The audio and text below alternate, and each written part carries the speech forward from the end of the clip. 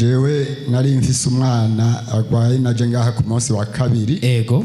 Uwo mwana yaragiye kwa muganga mu Ryasoro baramuha imitara y'imirara heza.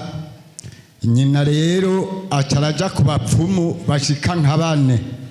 Naje ngaha ndiko ndarira ndatakambira abasenzi baramusengera. Ku munsi wa 4 niho bambwira ko yari karatembera mu rugo kandagaruka ngaha ku wa 5. Rero nyina ku wa 6 yambariye ngo ubu ngo namaraso yoba yakamye ngo agomba utuntu tuzana amaraso.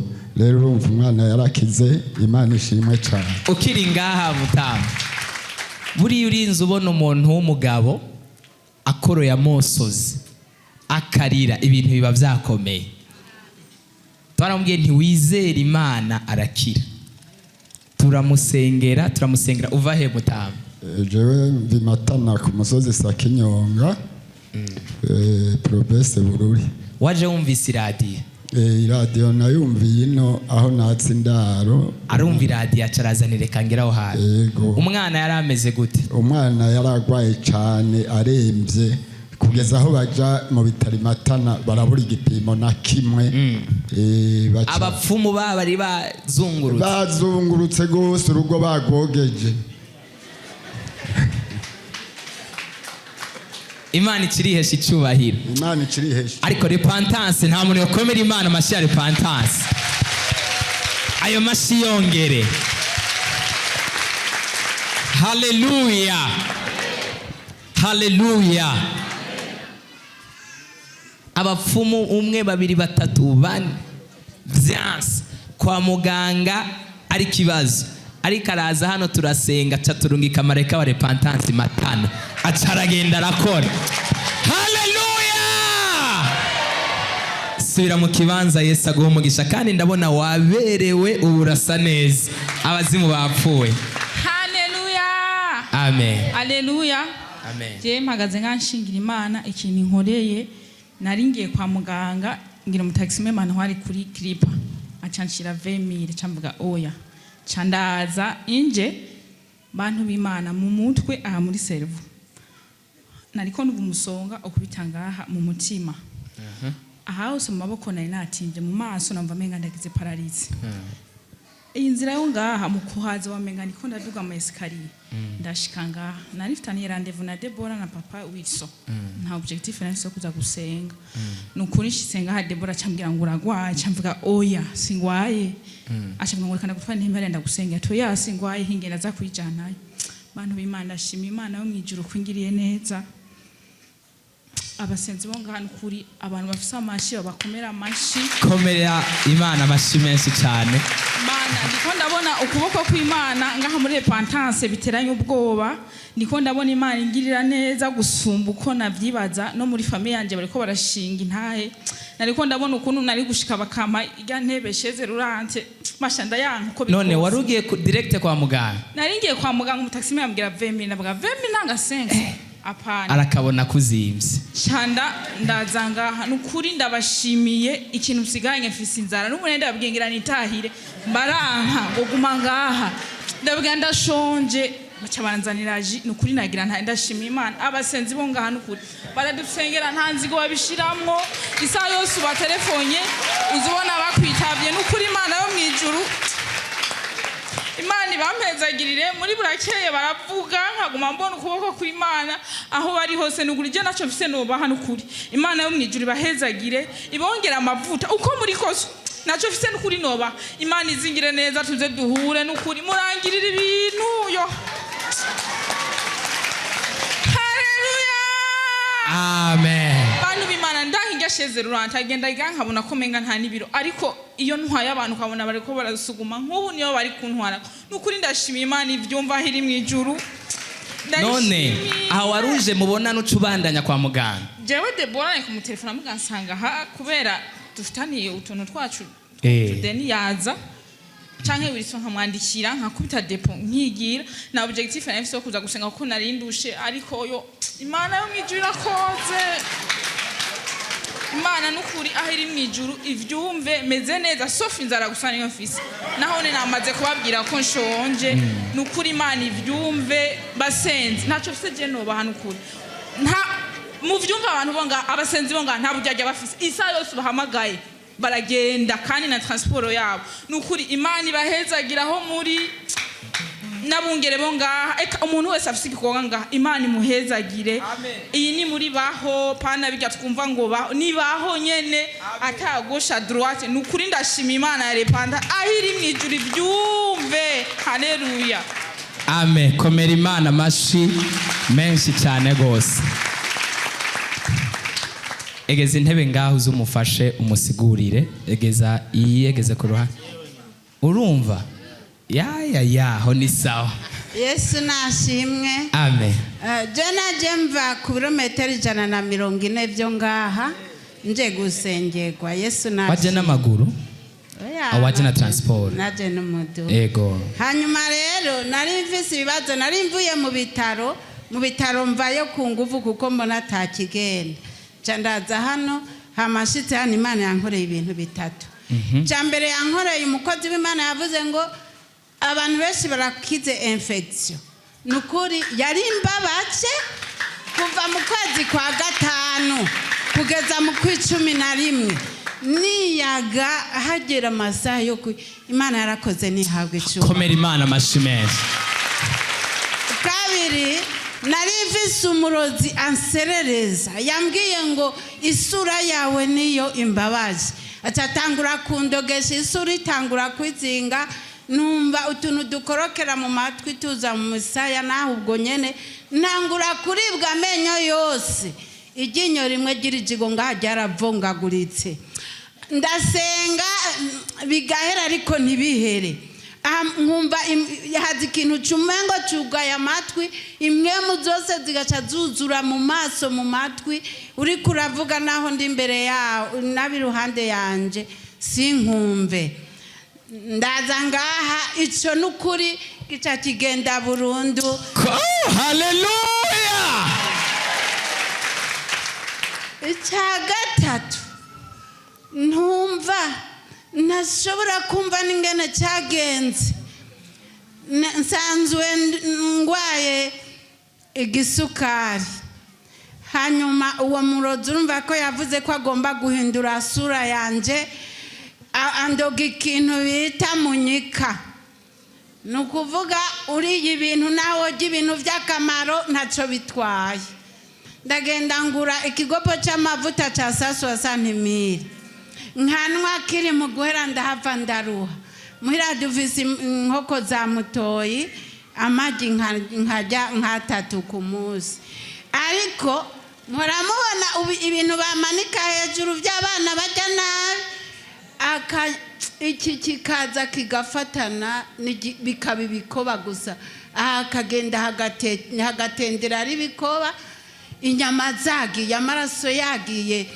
ya ndibaza ni none ndagira gutega mana yanje konjya ntihagire ikivamwo ndagenda nari mfise hafi y'ibiro 80 ndaza ku 40 n'ivyo 42 abatambona ndaza ngaha ndabwira umukozi w'Imana ambwira ati by'ukuri abarozi barahari haleluya ndagenda kwa muganga nabwiye ko nari nsohotse mu bitaro kandi bikomeye ikibuye hasigaye nko muri Amerika bantera ubufrako bw'imiti 9 ituri imwe apana kuvuga umunsi kuko ku munsi barantera inshuro 4 cyangwa 5 ubufrako bw'imiti 9 ariko ntagira ikivamo imana yo mwijuru ihabwa icyubahiro imana yo mwijuru iruta abaganga imana yo mwijuru iruta abarozi yo haleluya amen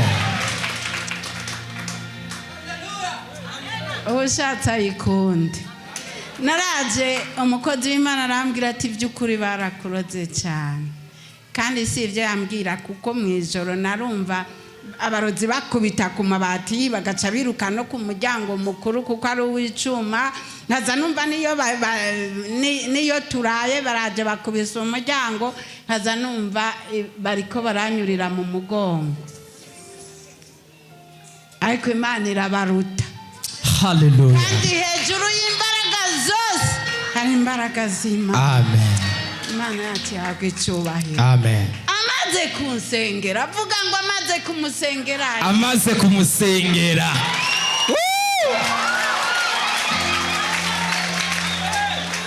Murabona ko atacyo mbaye.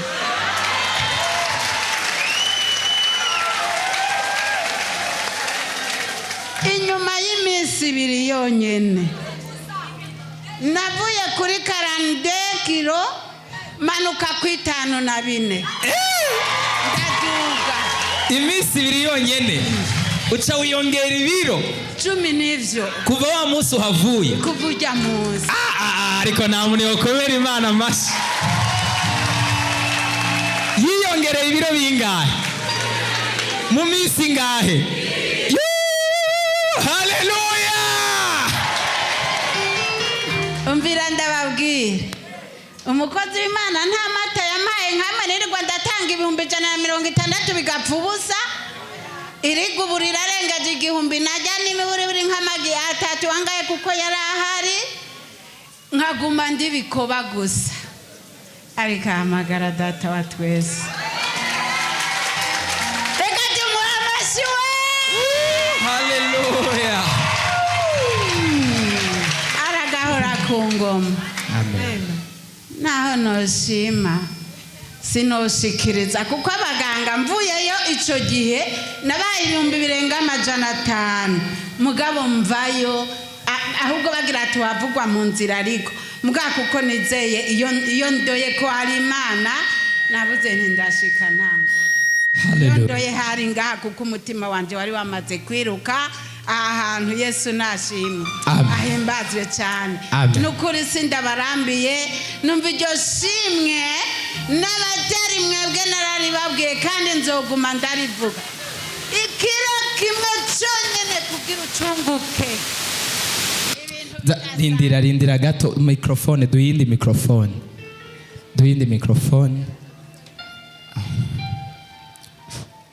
iyi ntivuga. amen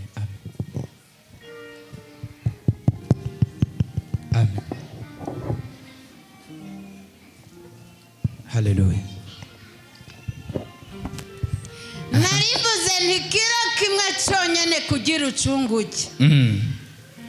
Nane ntiyumva ibyo nari nariye gaheme sinari nagerageje. wagerageje Umugabo naramutelefone ndamubwira ni ukuvuga nije mbonye ibintu bidasanzwe nirega mfise 54 ati ibyo nibitero sharika. amen Ariko murabona ko atatombaye. ayaya aha Kuva icyo gihe n'uyu munsi ndacyari mu buzima bwiza. Ubuzima nahawe na Yesu butandukanye na bumwe nagura 500 bigakorokera ubusa. Nimugume muri Yesu. Imana nibahezagire. Nzogaruka uwundi munsi nshime. N'umunsi nari naje gushima nicyo cyankuye hariya ariko nihuse kubabwira kugira ngo mureme kuko iracyahari kandi iracyakora. Haleluya. Nanjye nzozana agafaranga kuko Imana ntijya amashimwe gusa. Mu mashimwe harimo agafaranga. Ndayemereye ko nzokazana. Umwami wanje abakomeza. Komera Imana amashyi menshi cyane. Ariko na hotela haleluya haleluya ibiro 12 mu minsi 2 ivyo bintu ntibibaho. Abamarayika baraye bara. Yesu nashimwe. Amen. Nanje mpagaze hano nshima Imana mvuga gukomera kw'Imana n'izi ndwi 2 zirangiye sinzi ahantu mbandi. Imana yonyine niyo yikoreye. Ku munsi wa 5 iyo ndwi iheze baranzanye ngaha nzandi mubi nukuri ngo byavuga ko bikeneye kunjya ku munsi mukuru. Nukuri naragize ibibazo bidasanzwe.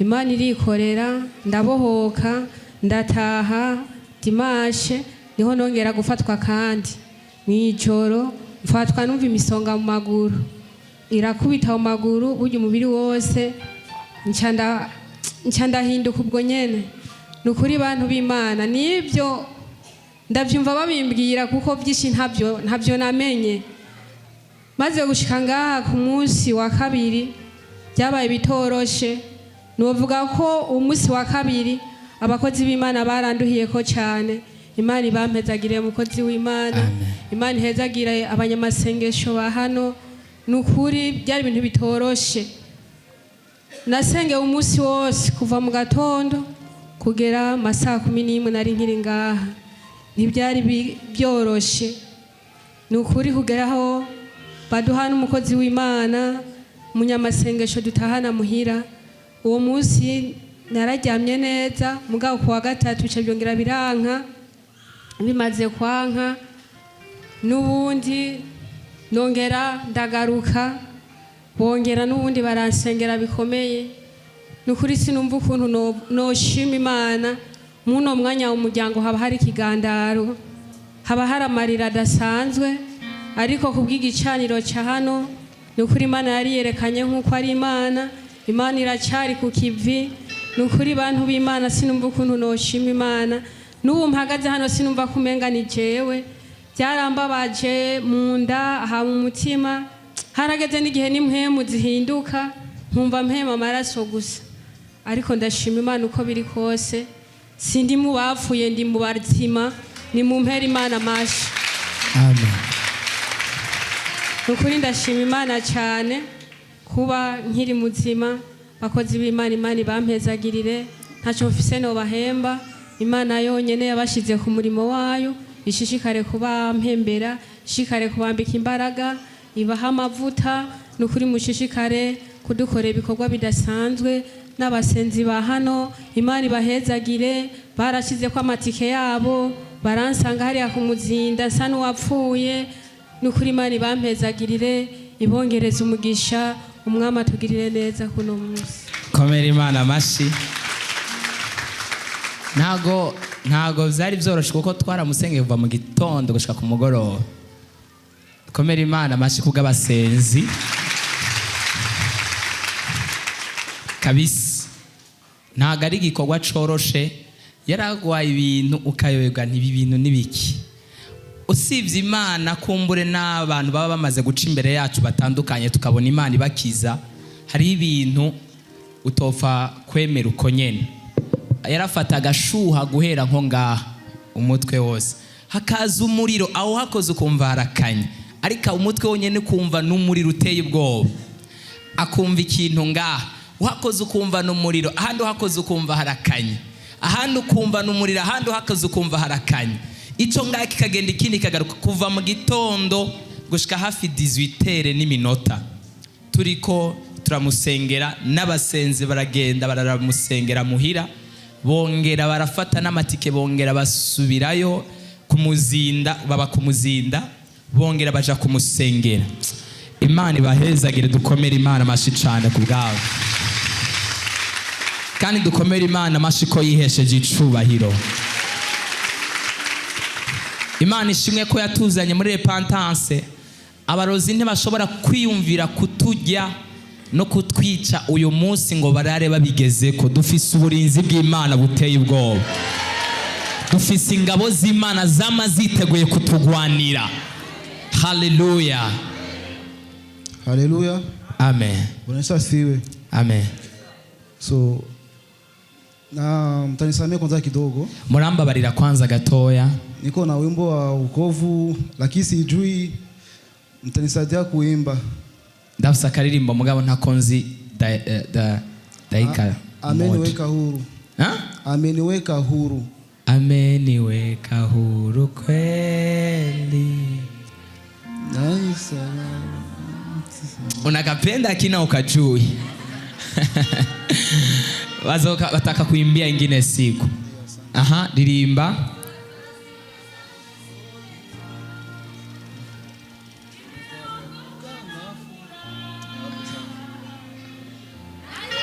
zangu zimetoka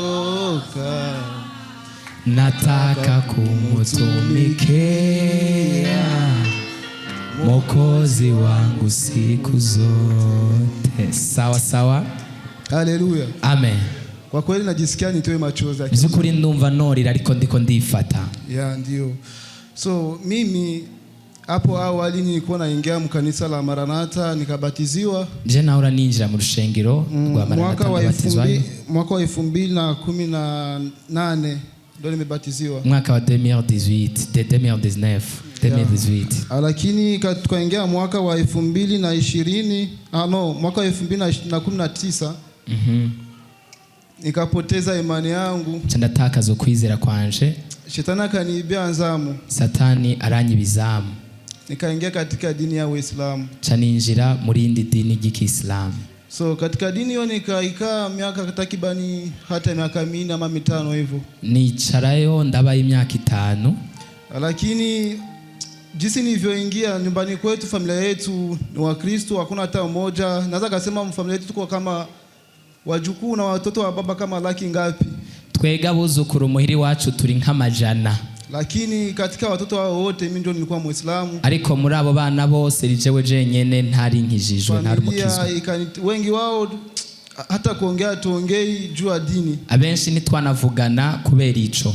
Lakini hata mama yangu na baba yangu tulikuwa tuelewani kwa sababu ya hilo. Na baba na mama wanje nitwatahurana kubera ico. Lakini namshukuru Mungu. Ariko ndashima Imana. Kwa uyu mwaka nimewaidia sana ndatoka katika dini ya Uislamu. Narasezerana Imana ko nzokizwa. Leo uyu munsi Dimasho iliyopita kwa Mungu heze nimekuwa hapa. Nari ngaha. Hata yale maombi ya wiki nzima yamepitikana hapa. Niriya ndwi y'amasengesho yose yabaye aha. Nimeshiriki siku 3. Narakoranye iminsi 3. Yeah. Sasa nakuja hapa rero naje ngaha kumshukuru Mwenyezi Mungu wangu kugira ngo shimire Imana yanje kwa kuwa amenitoa katika njia ya uovu, ko yankuye mu nzira itari nziza, kunirudisha tena katika mstari wa mbele, akansubiza umurongo mwiza kandi ariko ntawo komera Imana mashi. Hallelujah. Hallelujah. Amen. Vraiment sina cha kuwapea, sinumva ico notanga, lakini naahidi ariko ndasezeranye siku nikijaliwa, umunsi nagiriwe ubuntu nitatoa, nzokwitanga. Namshukuru Mwenyezi Mungu, ndashima Imana, sina la kusema zaidi ya hilo. Sisi ivyo navuga birenzaho. Asante. Asante. Umempokea Yesu kama Bwana na Mwokozi ndani ya maisha yako na ushabatiziwa tayari. Sasa wewe inabidi uombewe tena. Uombewe tena na tukuombe tena na Mungu atakusaidia sana. Sasa ibada ikiisha utaniona tuongee. Sawa. Komera Imana mashimeshi. Hallelujah. Amen. Jewe ndi ngaha shimira Imana ukungene yashoye kundokora ku munsi wa gatanu. Bisanzwe sinari kuba ngaho uwo munsi, nari kuba narapfuye. Ndashima Imana kandi yuko hashoye gupfa umuntu umwe mu muryango, je nashoye gusigara. Miryango y'amasengesho narashoye kuba ndi ngaha, naratonda ngaha misi yose. Igihe Imana itanze ijya examen, ngira Imana yari yayikoze kubera je sindovyibaza. Rero habaye ku munsi wa 4 ijya examen baye. Jewe nari mfise amafaranga imbere n'inyuma tarenga 20,000. Abakoze examen. Hallelujah. Nari mfise amafaranga tarenga 20,000. Numva nicajya mu ntebe, umutima ubwira ati haguruka yatange. Ndatora ijya envelope ndayitahana, shitse muhira numva umutima ubwira ati yakuraho wayasize uyashiye muri envelope. Chanda mu gatondo ndazinduka ku kazi. Nzindutse ku kazi isaha 4 ndatelefona ruguru ndabaza ati mbe wa mugwayi ameze gute? Bambwira ati arakomeye asohotse hanze. Saine nusu nzambona indi apel. Ndatelefona ati bigenze gute? Ati wa muntu arapfuye. Ndavuga ati Imana ati nibi bintu nibiki ko nafise amahera bantu b'Imana. Siniyumva ukungene woshaka kugira uwo buri nko mu muryango ukareka kuduga wumvise uwanyu yapfuye.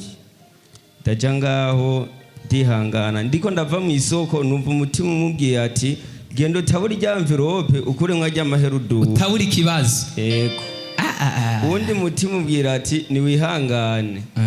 ndataha ndashitse muhira ndatelefona mawe ati uri hehe? tije ndi no ngaho mu Buyenzi, tije ndiko ndadandaza.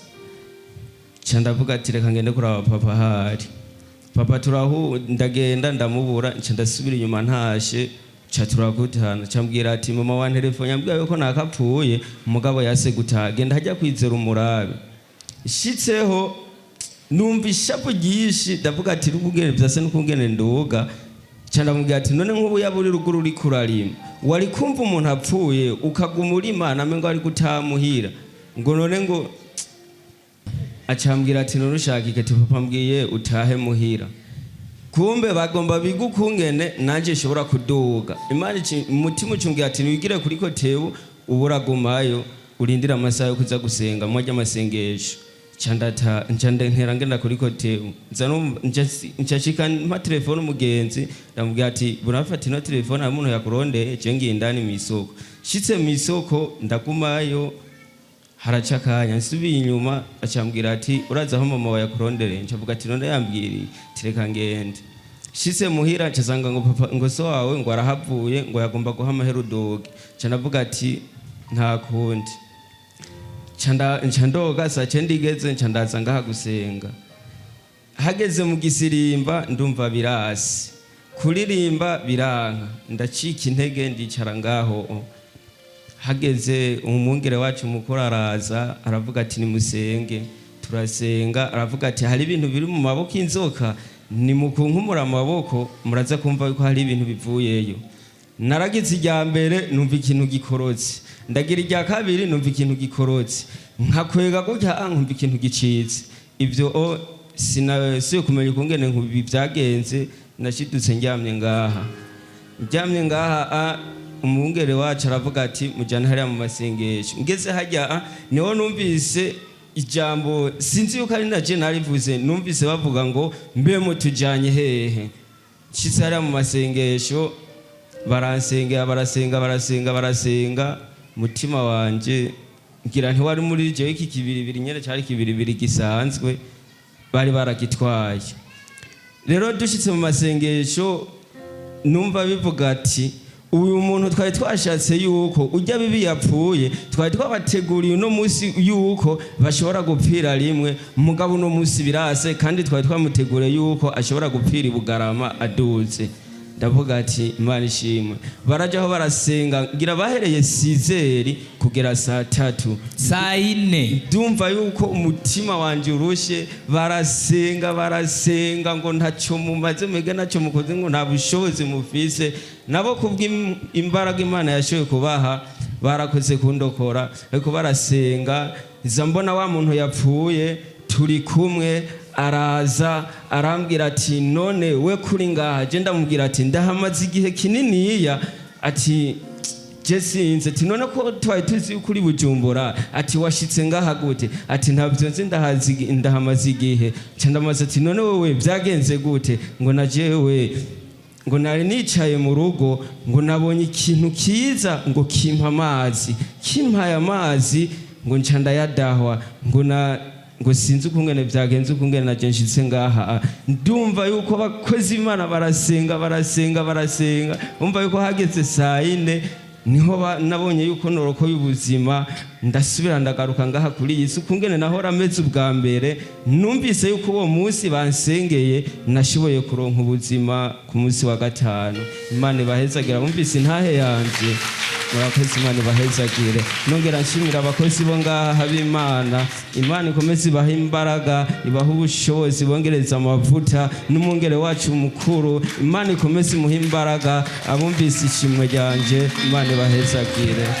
Twaramusengeye kandi Imana ishimwe ko yamwongeye ubuzima, kuko twaramusengeye kabisa kuva duheza kirite. Twarasenze twongera turasenga, yaradushwiragiza twese, akadutera abasenzi bose n'abasekirite barafata. Yari ari mu inkomezi z'umwijima ziteye ubwoba, kandi urumva ko abadayimoni bari bamutwaye, ariko Imana iramwongera ubuzima. Ubundi nta muntu mubi ahari, umuntu mubi ni satani, kandi satani iyo yinjiye mu muntu mubi, satani iyo yateye umuntu wese ategerezwa kuba mubi. Ariko iyo icyiza cyateye umuntu nawe ari we wese ashobora kuba mwiza cyangwa ategerezwa kuba mwiza. Bityo rero narimvuze ko igihe yaravuze ngo hariho abantu babi, oya, nta muntu muba hari, mubi ni satani. Kandi n'ikindi naco vraiment mumbabare dukomere Imana amashyi yamwongeye imyaka yo kubaho. Imana yamwongeye imyaka yo kubaho, yari yapfuye kabisa, byari byarangiye, twavuye hano. Hari igihe tuza tuva ngaha ukagira n'isoni zo gusohoka mu modoka ngo ugure amazi mu botike, baravuga uyu muntu avuye mu mirima, avuye mu byondo, baduteye imigere. Imana idufashe cyane gose, Yesu nadutabara. Baduteye ibyondo uvuga nti aha nza kuva ngaha ninjira mu nzu nta handi nza guca. Ariko Imana ishimwe itakuba guhangana no kusengera abantu bitadutera isoni. Imana ihabwa icubahiro, tuyongera amashyi menshi cyane. Haleluya, amen. nanjye ngo mbashimire Imana ku bintu yankoreye muri zino ndwi zibiri ziheze. Umunsi wa kabiri mu ndwi iheze nabyutse numva mbabara amatwi, numva umenga hari ibintu biriyo, yari amatwi yose, ariko ndavuga ati ni ibintu bisanzwe. Ndasenga ndavuga ati Imana niza kwikorera, ariko sinarinzi ibyo ari byo, nibaza ko ari ibintu bisanzwe. Ariko umunsi waraheze, uko umwanya wahaca niho amadolari yatera duga. Ndavuga ati bino bintu ntibisanzwe. Ndasenga ndafata y'amazi ndayashiranga ku matwi kuko yarashuha cyane, ndayashize ko n'amazi yacashuha, naho nayashiramwe akanya ndayakuye muri frigo yacashuha. Ndavuga ati bino bintu ntibisanzwe. Ndafata nakakabuye ndasenga, ndavuga ati Mana niwe unkiza uko bino bintu sinzi ibyo ari byo. Ariko mwijoro niho numva nyene biteye biduga cyane, numva amatwi nkozeyo nkuku, nkumva umenga n'amabuye ariyo. Umuntu amamagaye sinamwumva, ariko ndavuga ati Imana niza kwikorera. Bukeye bwarakeye numva amadolari ari karagabanuka, ndafata y'amazi ngo mashirayo. Bukeye ubundi munsi kwa kane niho bwakeye numva amatwi yose numva ni sawa, umuntu amamagaye ndamwumva, vraiment byose birahera, nta ngorane n'imwe nasubiye kugira. Imana nibahezagiye. Komera Imana amashyi menshi. Hari ikindi shinga intahe. Hari umwana waho mbaye yagwaye, aragwara afatwa vomisa cyane, agashyuha cyane. Hanyuma nije nari muhira, ndavuga ati umwana kweri araremvye. Hama ndahamagara nyina wiwe araza arambaza umwana ameze gute. Umwana yaremvye cyane, akarerembuza n'amazi ukamenga arapfuye. Turamujyana kwa muganga, tumujyanye kwa muganga barabura ingwara agwaye. Turahera mu gitondo dushika 16h bataraduha resultat. Hanyuma niho baca baduha resultat ya infection. Mugabo ukuntu yararemvye, bamuteye serumu, baramutera serumu, igeze hagati bakamukura ko ubushuhe bwaheze, bayimukuye ko yashitera iduga. Rero ubushuhe bwaca butera buduga cyane. Hanyuma ndafata nagiye nitwaje kakabuye, ndavuga ati bino bintu nyimba atari byo kwa muganga, Imana yiyerekane. Ndafata ndasenga, ndafata kakabuye nza ndamushirako, ubushuhe buza buragabanuka buke. Turayeyo bukeye niho mu gitondo twababwira ati umwana kuko yatera aronka kamitende igihe nariko ndasenga. Hanyuma amaze gusenga niho twamubwira ati muganga banza umupime twumve ingene ameze. Hama bamaze kumupima niho baje batubwira ati jembo umwana arakomeye, nta ngorane nimwe afise, ya infection bari bamutoye basanga ntaya. Komera Imana amashyi menshi cyane. Ariko indi shinga intahe kandi jewe nari maze guhera nkiri muto nari umwana atazi kujya mu ijoro. 18 zigeze naca nsinzira. Nari nzi kujya mu gitondo gusa bukeye, najya mu gitondo saa 6 no ku mugoroba. Ku mugoroba ntariye byaba biheze sinasubira kujya. Itiro rya cyari imfata. Ndakuruko ndiga ndamara amashuri ntazi kwiga mu ijoro, aho abandi biga mu ijoro. Ujya ama 18. Yego njya ama 18. Abandi aho gufata amakaye nanjye fashe ndashikaye nk'uku nkaca nsanga nasinziriye n'ikaye nkabyuka nsanga mfise nyakaye ndavuga ati mugana arayahejeje Imana yaramfashije Amen. hama muri irya ndwi dimanche basenga bakavuga ati umuntu wese agwaye ingwara ayature Imana iramukiza ndavuga ati je ndagwaye ingwara kuko nubu hagera saa kuko uko nakura byaza biragabanuka ivyitiro saa moya zigeze 19h naca nsinzira naho nyene sinamenya n'ingene nasinziriye zapfa kugera gusa zapfa kugera gusa nkaca nsinzira wicaye wacu usinzira naca nsinzira ico buri kurakora cose wacu usinzira naca nsinzira kandi naca njyama sinasubira kurya naho nyene najya mu gitondo kandi mfunguye naho naca ndaribwa mu nda ugaca ameze nabi nkuzurinda naho nyene najya nk'ibiyiko bibiri nkaza numva inda yapanze nkumva umenga ndahaze cyane ariko muri irya ndwi nyene basenga ndavuga ati Mana je ndagwaye ingwara kweri ndayiguhera nkiri muto gushika ubu ndashaka kimvako ariko uwo munsi navuze ati ndizera ndavuga ati ndafungura neza uno munsi njyame kandi nta ngorane nimwe nza kugira guhera uwo munsi ubu 21 ziragera ntarasinzira kandi ubu ndafungura mu ijoro nta ngorane nimwe buraca kandi imeze neza Imana yahabwa icyubahiro komera Imana amashi menshi hanyuma hari ico yavuze tutababwiye nta muntu twabwiye gushira amazi mu matwi twabwiye ko muyanywa muyoge ariko apana kuyashira mu matwi sivyo Imana idufashe cyane gose ntago narabwiye nimuze mukora ibintu tutababwiye bene data amazi ushobora kuyashira mu gutwi akaguteza ikibazo wibaza kuri kuragikemura rero yakoreshe mu kwizera watura ico umukozi w'Imana yatuye Imana irakora ariko inzira yo mu gutwi ntago ari inzira y'amazi ni inzira y'ijwi amen igihe cyari kibaye kinini nk'amezi nk'atatu mama wanje na papa wanje baravanye vyari biteye agahinda cyane kubera abana batoya bankurikira bamwe baba kuri mama abandi nabo baba kuri papa kandi bari begeranye cyane sasa ikintu bapfa kuri je vyarangira ko bikambabaza cyane igihe kimwe ndegera umukozi w'Imana uriya kubera nzahakorera ndabimwiganira numva vyandenze akose ubu ndashima Imana yarabikoze kandi nise n'ibitarakorera kakizobikora haleluya mu ndwi yashira yindi kubera nk'ubu nje gusenga dimanche no musi kwa dukorana tubibabi uyu ndacaza gusenga ku dimanche indwi yashira yindi waravuze ati abatandukanye bagiye kubana ndashima Imana barongeye kubana akose nawe bitameze neza ise haleluya cyakabiri ndashima Imana yarampaye umufasha nararose akazi uko kari kose ndagashima icya gatatu ndashima Imana imanuka ry'Ibujumbura ry'uyu kuyagandi yose nakaduzi iri n'inyishu kuri jewe nari mbayeho ntarenze 70-30 baye mu bwo buzima nyari bwo kwironkera ikamba mbiri zo kwambara canke ipataro gusa ubu ndashima Imana ico naje kurondera ndabona ndiko ndakironka abumvisha ishima giwanje Imana bahese shinzi ntahe neza cyane komera Imana amashi ongera Imana amashi menshi cyane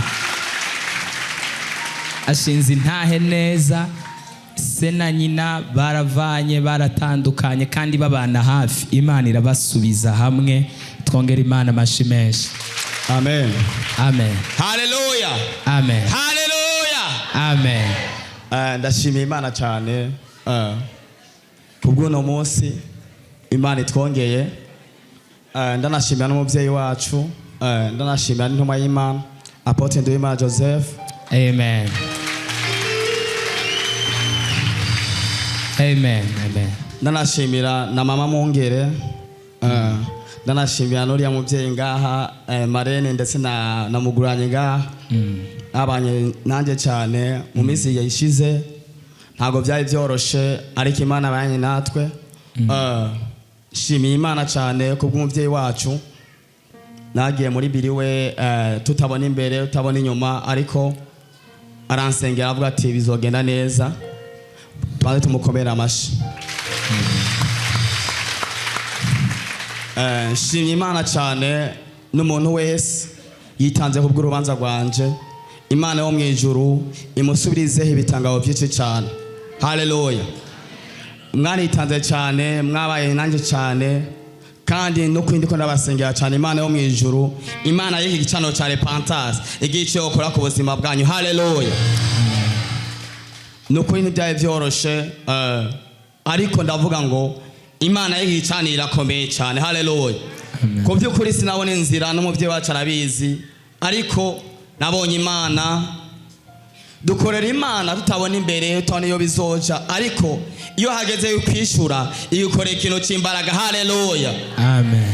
Ndahamya neza ku bantu bose baje ku rubanza rwanje, ndazi ko byagenze neza, kandi mwakoze kudusengera, mwadusengeye cyane, ndetse ndanashimira Jonathan cyane, ahari yumve yuko ndamushimiye n'umutima wanje wose.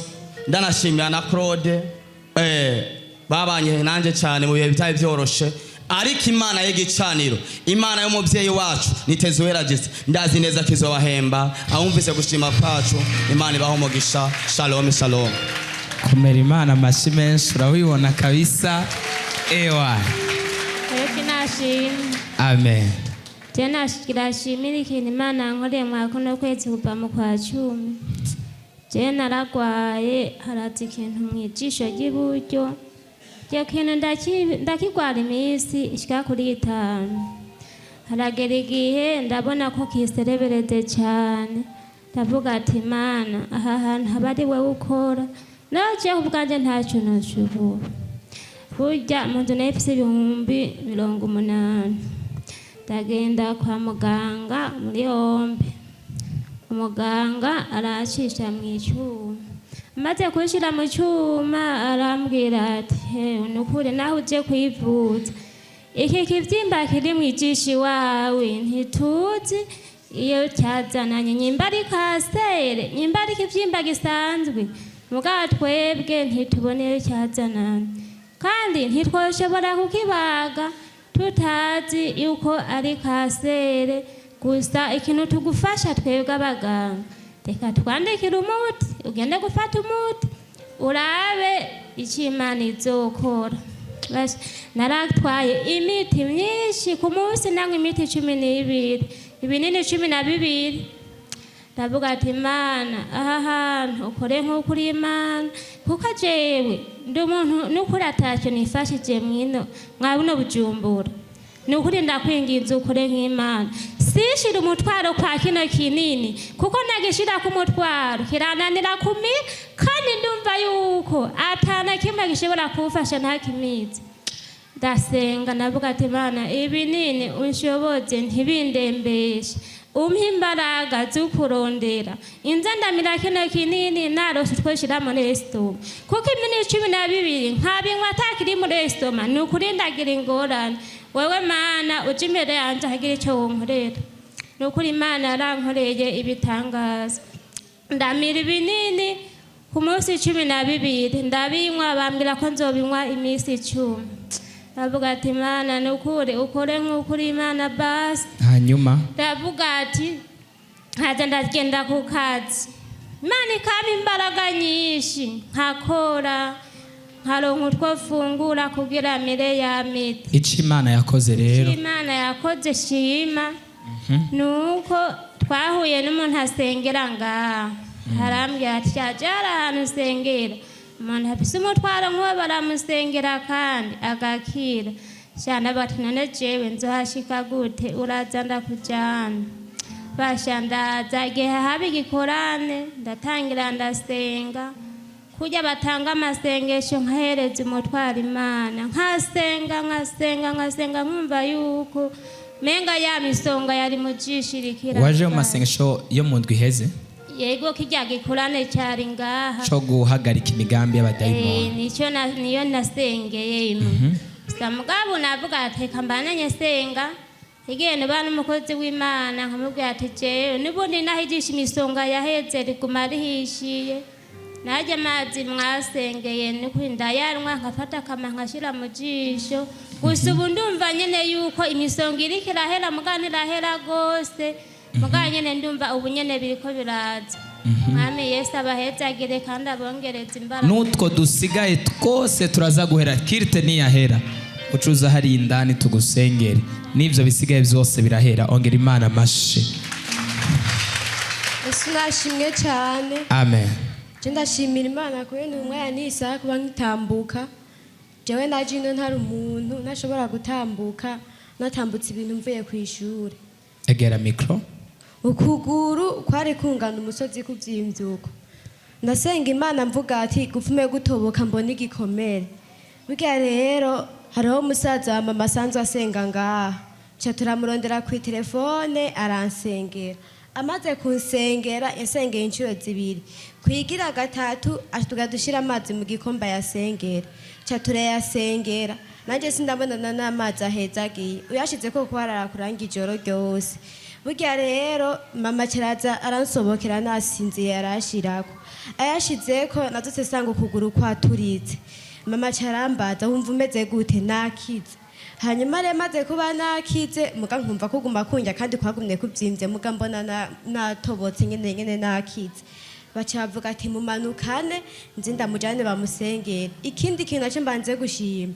Shimiye Imana yaremye umuntu yatanguye gutanguza ineglize ya Repentance. Haleluya. Komera Imana amashi kubw'intumwa y'Imana Apotre Joseph Nduwimana. Twongera Imana amashi menshi. Haleluya. Nukuri imumpezagirire.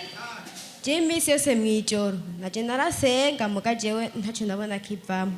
Rero kugeza umwanya n'isaha ndatambuka naho mbwira mve ngaha gushikaho mba n'amaguru nogenda. Amen. Nakano gakomere gasigaye kazuma mu izina rya Yesu. Amen, amen. Hanyuma Imana nibampezagirire mubandanye musabira. Turagusabira mu izina rya Yesu. Komera Imana amashi menshi cyane. Twongera Imana amashi menshi. Mwe mubona atambuka kujya mwibaza ngo nibisanzwe, ariko abasenzi baramubonye ukuntu yaje, n'abari ngaha baramubonye ukuntu yaje.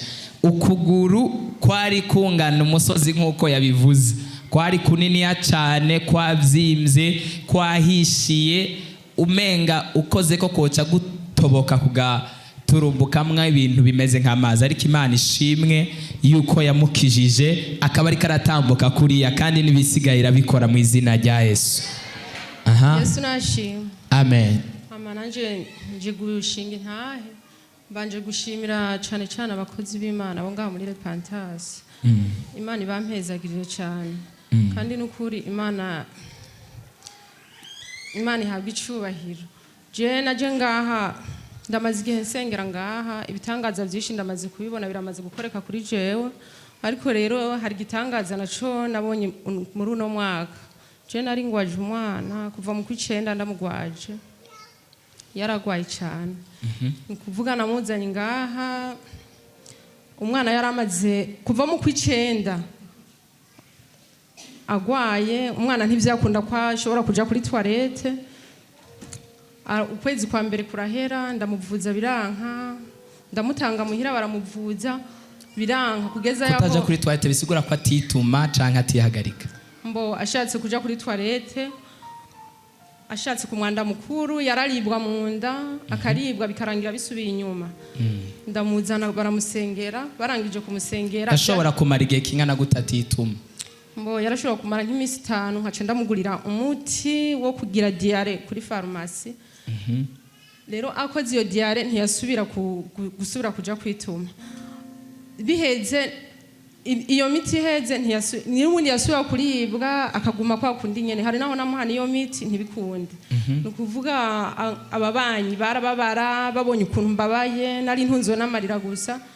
Hanyuma hageze kugihengira n'intege nke, umubanyi wanje arambara ati Jose nagiye kukubariza, hari umuntu nagiye kubaza yambariye ko umwana wawe agomba gupfa kubera mu rupangu hariho n'undi mwana yari yapfuye. Ati umwana wawe agomba gupfa. Ati rero ti nyaragasa uze ndakujane aguhereza umuti. Naragiye umuti arawumpa. Awumpaye nkuno munsi nshitse uwo muntu acaranyere kuko ndawukoresha ndawumwina umwana. Hama bukeye ndavuga ati none je hajya ahantu sengera. Ego fise ukwizera guke, ariko Imana ntiyonanirwa no gukiza umwana wanje. Kandi nubwo yo mwakira, byari byiza ko yo mwakira ntahemukiye Imana ca bukeye naciye ngenda kumutakura ariko sanga nacerewe ariko umugenzi wanje yari yamaze gushikayo je baca bambara ngo bampaye hari kuwa kabiri bambara ngo bomparande vuye kuwa gatanu ca ndabwira umukozi w'Imana yari ahari ati hari umuntu hari imbere ashobora kujana n'uwo mwana ati je naho ntoshikirwa nta na kimwe ca ndamurungikana uwo muntu umukozi w'Imana n'ubundi acarongera arambarira ati ibi bintu biri muri uwo mwana ntibyoroshe bisaba usenge cyane umwana arashobora gukira ariko ukomeze gusenga. Hanyuma maze kubyumva naciye ntaha n'ubundi ndavuga ati ndagowe ndakora gute ndashobora gusenga mpaka umwana akire.